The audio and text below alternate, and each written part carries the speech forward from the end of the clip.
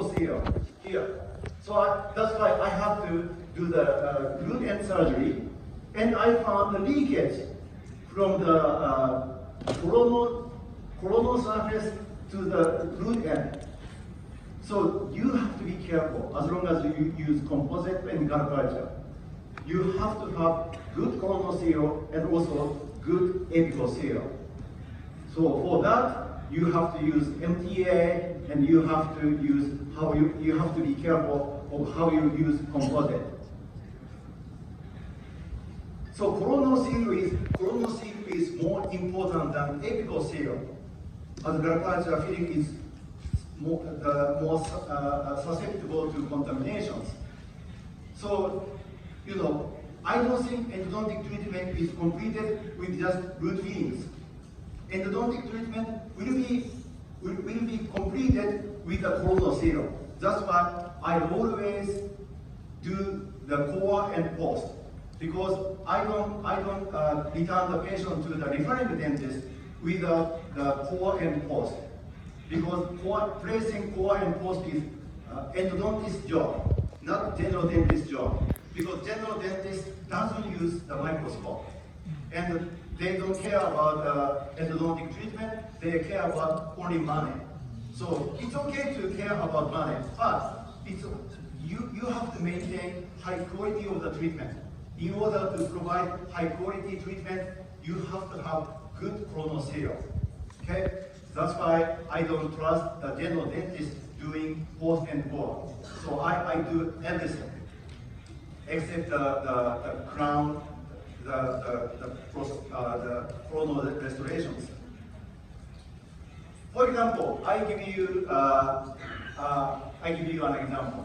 This is very old case. I did this in 1996. I was much younger. I was in 20s, and I saw on average 50 patients a day. 5 dental patients a day.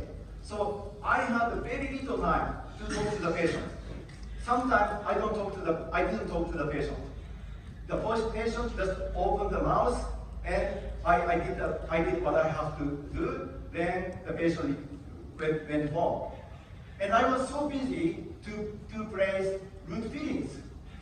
And I took a radiograph, and I was surprised to see there was no root fillings here. I retreated this tooth because of the apical lesion, but I forgot to place root canal fillings. But I placed the metal post. But I was using the microscope, I was using the rubber dam to isolate the tooth. So I did everything I had to do. Then I waited 2 years. Because of the good coronal seal, there was no lesion developed.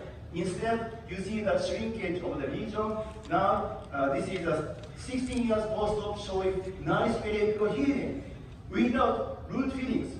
Anyway, as long as you use garapacha and the sealer, it doesn't matter, because garapacha and the sealer allows bacteria ingress into the root canal space, unless you have a good coronal seal, like a crown and the post. But in this case, the coronal seal looks perfect, no gap, right? However, this is a 24-year post-op showing a little apical lesion because of the gingival recession. Once you have gingival recession, all the dentinal tubules are open to the oral environment. Then you have bacteria coming into the root canal space, creating apical periodontitis. So this is the reason I have to do the retreatment. Then I told the patient, it was already 24 years, so the patient didn't know I didn't place the root fillings. So she didn't ask me why I don't see the root fillings, but I didn't talk about it intentionally. Anyway, okay, I told the patient, you have the apical lesion, so I have to do the retreatment, just like I did 24 years ago. This time, I'm working outside health insurance, so I charge a lot. So $2,700 US for this treatment. And I was happy, and the patient was happy too. And I removed the coronal restoration, looks perfect, and I found the carious region here because of the gingival recessions. And this is immediate post-op. I of course use MTA as a root filling material. And this is 1 year post-op showing nice periodical healing. Look at this, no more lesion. This time I did it, I nailed it down. So the patient was happy and the tooth was immediately asymptomatic. So you have to be careful which material you use as a root filling material. So if you use, because nobody knows the patient will have the gingival recession. In this case, the patient was clenching and grinding her teeth. So she was under blood pressure. So that's why this time I filled the root with FDA. So here, if you want to do the single cone technique, you have to be careful which sealer you use. So if you look at bioceramic sealer or silicate, calcium silicate based sealer, it will expand. But if you look at other sealers, like a zinc oxide based sealer, calcium hydroxide based sealer, they all shrink. It's not good. If the sealer shrinks, you have space for bacteria to come in. So that's why it's not good to use a sealer. So you see polymerization shrinkage if you use composite sealer. If you use other type of sealer except the calcium silicate based sealer, you have shrinkage here and here. So it's not good. But if you use calcium, the MDA or calcium silicate based sealer, it will expand. So this is a study from JOE 2022. In the conclusion, they use Gallagher and the sealer. However, actually they use a single cone technique and also continuous wave of condensation techniques. The success rate is higher for single cone technique, 94.3% or 71.4% under the strict criteria, meaning no lesion. However, if you look at the success rate of continuous wave of condensation techniques, it was only 51%. Why? Because the more garbage you use as a routine material, the more failure cases you will have, because garbage does not want to denting. The conclusion was the more garbage, the less successful. So it doesn't make sense if you use garbage as a root healing material. Garbage does not want to do anything. So let's go back to the original topic. So do you have bacteria in the apical 1/3? Yes, you do have bacteria in the apical 1/3. But where? Not in dentin, but in the root canal space. 90% of refractory cases have biofilms surviving retreatment in the inaccessible spaces in the apical 1/3. For example, the isthmus or the lateral canal or even the apical bifurcations, ramifications or bifurcations. So these spaces harboring bacteria and creating apical periodontitis. So that's why you do have bacteria in the apical 1/3. But you don't have to expand the root canal space in the apical 1/3 because you have bacteria only in the apical root canal spaces. So whenever you see the lesion, big lesion, you have to suspect biofilm in the root canal spaces. So the area in the apical 1/3 of the root canal is 3 times larger than that in the coronal 1/3. So the area that is not touched by standard conventional nickel-titanium instrument is about 70% of the entire area in the canal, due to the space being oval rather than round. Because all the instrument has a round cross-section, not oval cross-section. That's why there are many areas that you cannot touch with your nickel-titanium instrument. And besides that, you have more spaces because of the isthmus or the oval root canal shape. So biofilm formation is associated, always associated with persistent periapical region. Candida albicans, Enterococcus faecalis, and actinomyces were the most prevalent microbes associated with persistent apical peritonitis that do not respond to conventional root canal treatment because of the spaces that you cannot touch with your nickel-titanium instrument. So you have to do the surgery to remove biofilms.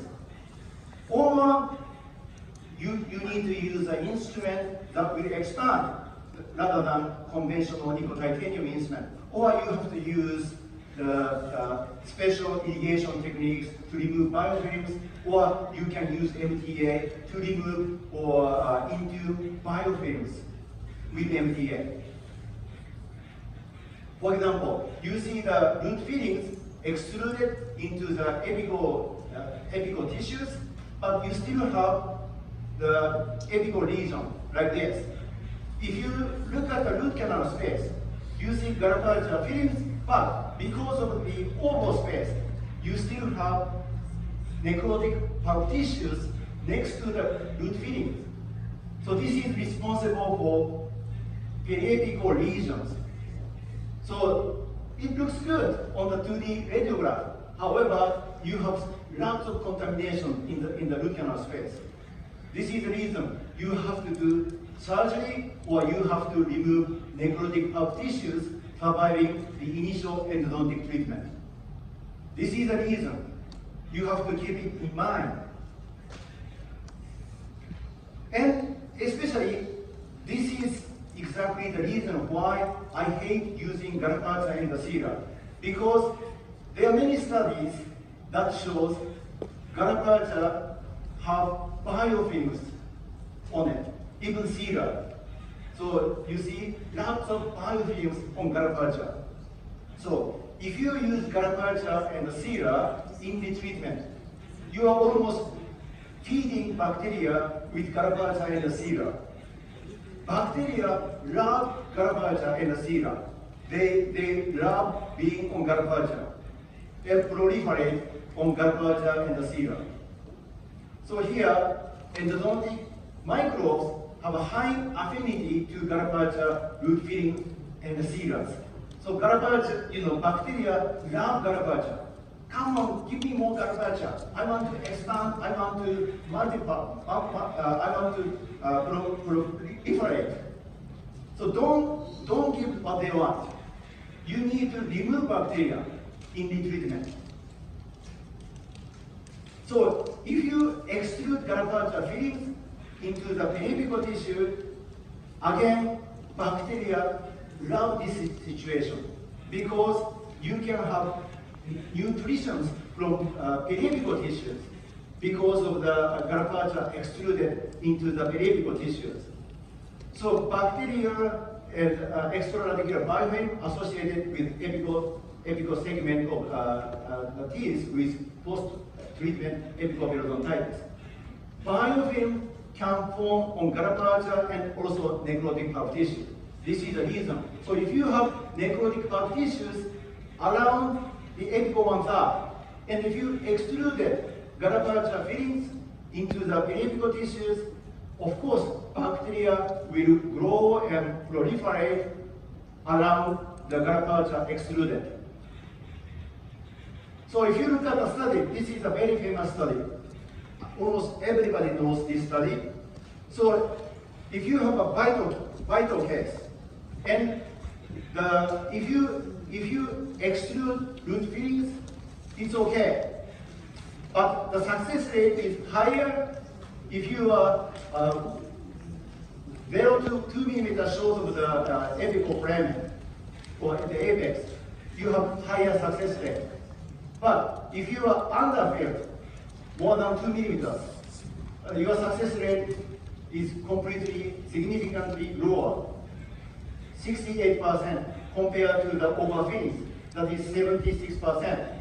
But in retreatment cases, if you exclude root fillings, the success rate of exclusion of root filling is only 50% compared to the underfilling, 65%, because bacteria love garapacha extruded into the periapical tissues. So this is the reason. Okay? Don't use garapacha, especially in retreatment. Because look at the success rate. Success rate is much, much lower compared to the success rate in initial endodontic treatment. The reason why the success rate is lower, even if you are 1 or 2 millimeters short of the apex, is this. Because in 83% of cases, bacteria are found located in the last apical 2 millimeters of non-treated teeth with apical periodontitis. So this is the reason. So you see bacteria from the 2 millimeters from the apex. So they are here. This is your target. Okay? Unless you touch the root canal wall, don't be afraid of extruding your endodontic instrument into the periapical tissue. I do that all the time because of this. Okay? You need extend your instrument into the periapical tissue. How could you possibly remove bacteria unless you extend your endodontic treatment into the periapical tissues? If you are afraid of touching the periapical tissues with your instrument, you will never remove bacteria from this area. Very, very important. That is why in retreatment here, short root filling was associated with significantly more post-treatment endodontic disease. If you are short-filled, you have more apical disease. Don't be afraid of instrumenting the root canal beyond the apical foramen, because more than 80% of the bacteria live in that space, 2 millimeters from the apex. Very, very important. For example, if it's a vital case, it's okay. But if it's a retreatment case, you have bacteria around this area, here, here, here. And if you extend Garapacha cone beyond apical foramen, these bacteria around the apex will grow and create apical periodontitis. This is the reason. If you extend Garapacha cone into the periapical tissue, your success rate will be significantly lower. However, I'll give you the solution to it. If you use MTA, what would you expect to happen? Because MTA is bactericidal, it will kill bacteria. MTA expands. MTA doesn't shrink. So then, even if you have space initially, don't worry about it. It will expand and sealing the root canal space, killing bacteria. This is the reason why you should use MTA, especially in the treatment. It's okay to use Garapacha in vital case, but it's not okay to use Garapacha in the treatment. So I'll give you another example. So you see, this is Garapacha fillings, but you see the apical region. Why? Because Garapacha fillings look okay here, right? A little bit overfilled, but they look okay. However, you see the apical region. What I did was, actually here, you see this is not round canal. This is an oval root canal. So this is the reason. It looks okay on the 2D radiogram, but if you see the cross-section of the root, You see the oval root canal. You see the space here and here. Then what I did was I used MTA. I just replaced gallopage filling with MTA. And this is only 3 months postdoc, showing nice periodical healing compared to the lesion taken preoperatively here. So this is the difference between MTA and gallopage filling. So the target to remove infection is first, you need to remove the chromodentin because of the possibility of more bacteria in the dentinal tuberous. Don't expand the apical root canal because bacteria are not in the dentinal tuberous in the apical one. You will find bacteria in the small anatomical spaces such as the isthmus, the lateral canal, the apical ramifications, or even you will see extraradicular infections like this. So you will remove bacteria from the isthmus, the oval root canal, the lateral canal, or apical ramifications, and you can remove the broken instrument, and apical to the broken instrument, you have the necrotic pulp tissues. So remember all these whenever you do retreatment or non-surgical retreatment. So now